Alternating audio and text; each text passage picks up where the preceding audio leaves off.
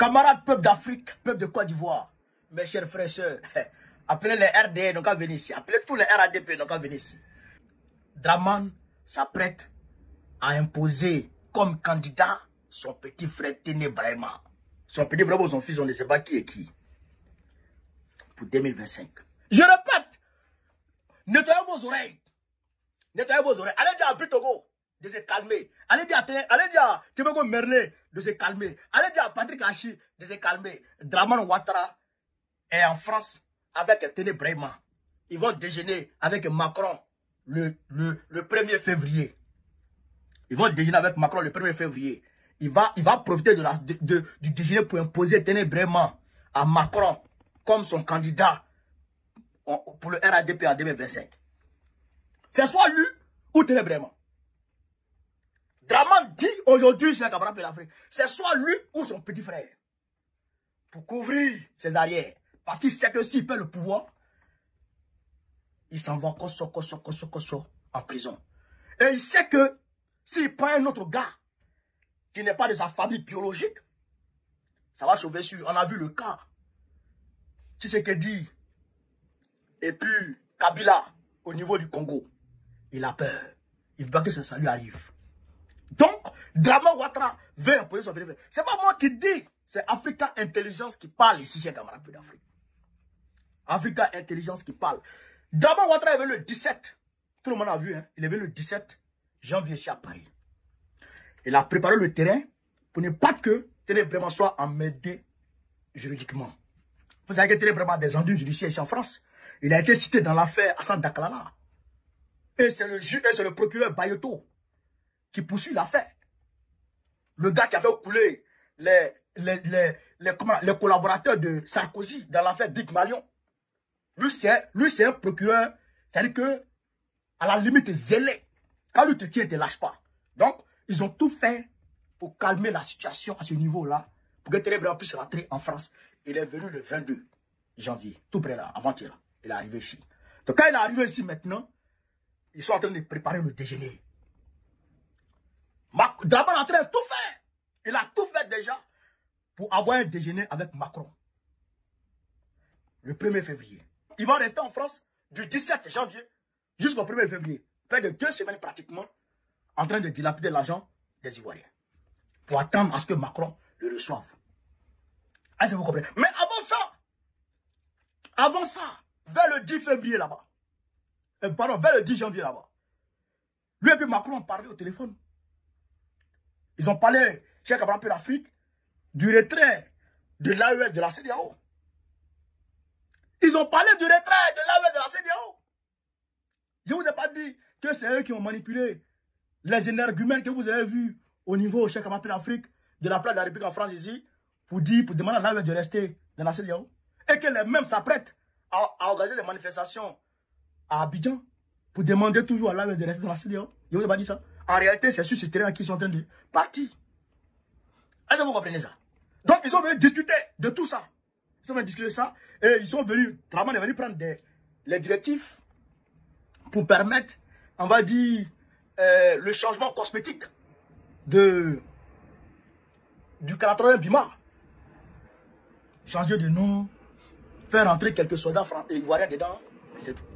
Donc, ils veulent prendre les directives. Maintenant, le point clé, c'est 2025, octobre 2025, qui sera le candidat du RADP?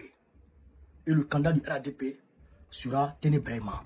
Jusqu'à preuve du contraire, jusqu'à changement de dernière minute, actuellement, Dramane, il est catégorique. C'est lui qui sera candidat, ou bien c'est son petit frère ou son fils qui sera candidat. Hey, faites attention à Taliban. Quand Taliban a attaqué Goro Kone, il a été contacté par l'informaticien de Dramane Ouattara qui gère sa communication, qui gère ses photos et tout ça. Et c'est lui qui paye à travers Aminata 24. Écoutez très bien. L'informaticien de Dramane Ouattara, le photographe, lui qui gère les photos, lui qui gère la communication de Dramane Ouattara, c'est lui qui paye les activistes à travers Aminata 24. C'est bon? Et c'est lui qui a contacté Taliban pour lui parler de Téné Brahima, pour qu'il parle de Téné Brahima. pour qu'il prépare les esprits à Téné. Vous savez, quand Taliban parle, il dit Téné Ouattara, il est fort. Téné Ouattara vous attend. Retenez ce nom. Retenez ce nom. En réalité, c'est pour alerter l'opinion sur l'éventuelle candidature, la prochaine candidature de Téné Ouattara. Mais pour ce faire, Dran Ouattara veut s'assurer que le président Gbagbo soit folklore. Il veut s'assurer que le président Gbagbo soit folklore. Il veut éliminer le président Gbagbo. Est-ce que vous comprenez ça? Est-ce que vous comprenez? Pour laisser, on va dire, un boulevard à Téné afin qu'il puisse faire un passage forcé. Parce que même au sein du RADP, ce gars n'est pas accepté. Les militants ne le connaissent pas. Parce qu'au moment où les nordistes, les gens comme les Soro Guillaume, étaient au front, pour installer Dran Ouattara, Téné ce bouffeur de bananes, se promenait entre Ouagadougou, Bamako et Paris. Pendant que les militants du RADP, du RDR, je dirais, étaient en train de militer sous le soleil, sous la pluie, pour que Dran Ouattara soit président, ce petit bonobo était accroché sur les arbres de Bamako, de Ouagadougou, Ouagadougou 2000, de Paris et l'Occident. Mais aujourd'hui, Dran Ouattara veut l'imposer aux nordistes, il veut l'imposer au RADP, il veut l'imposer aux militants du RDR. Je sais que le RDR ne va pas accepter. Et d'ailleurs, ça va créer une instabilité totale au sein de leur formation politique. Ça, c'est une réalité. Donc, nous, je sais que quand on va lancer l'assaut pour exiger la réinscription de Gbagbo sur la liste électorale, ça va chauffer. Ça va chauffer. Parce que chez nous, au PPACI, chez nous, au PPACI, non, déplace à Draman et ses maîtres, c'est Gbagbo qui est notre candidat. Gbagbo seul et personne d'autre. C'est Gbagbo seul et personne d'autre. Ça, là, il faut que ce soit clair. C'est Gbagbo seul et personne d'autre. C'est Gbagbo qui est notre candidat. Si Draman ne met pas le nom de Gbagbo sur la liste électorale, on va aller le chasser. On ira lui ou son candidat, on ira les chasser. Et tous vont courir avec les caleçons vert rouge sur la tête. Chaussures en main, caleçons sur la tête, en train de courir. Ça va se passer ici. Est-ce que vous comprenez? Donc, allez dire au RDR que Draman va imposer Téné Ouattara à leur formation politique pour 2025. C'est soit Draman ou Téné Breman. Tous les Patrick Kachi, tout ce que vous voyez là, Draman n'achètera pas. Donc, il est en train de faire un forcing. Et d'ailleurs, même pour ce fait, Dominique Nouvian va avoir un déjeuner, je crois un dîner ou un déjeuner avec la femme de Macron. D'abord, Faubourg ce matin. Il va avoir un déjeuner là-bas d'abord. Avant, c'est-à-dire que pour pouvoir imposer, parce que c'est elle qui pilote. C'est elle qui pilote la Gola, Wawara, c'est elle qui pilote la politique de Draman. C'est elle qui a appris Draman à faire la politique.